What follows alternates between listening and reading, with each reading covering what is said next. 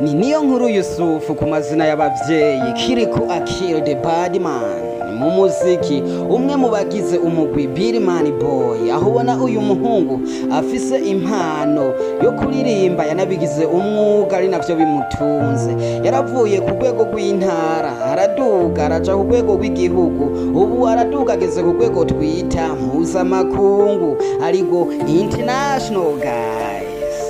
Aha niho ubonera umunyempano agenda akundwa n'ibitsina vyose, igitsina gore, igitsina gabo kiramukunda.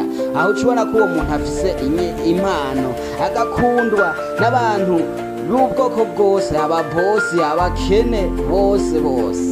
Aho ubona agenda peperusha ibendera ry'igihugu mu makungu, ibihugu vya Buraya, ibendera ry'igihugu rirahungabana kubera the Badman Kirikou A Kili. Inyuma yo gukora bigashimwa, yaraye ashimwe n'umugwizatunga ngaho hakurya mu gihugu ca Tanzania, Chief Godlove, wazokorane n'umukobwa wiwe asanzwe afasha mu muziki yitwa Pipi Jojo guys. Yari satubi yariyo bamwe bagira batinjiye Freemason. Ihibambewe guys, n'inzira zo kwagura imbibe.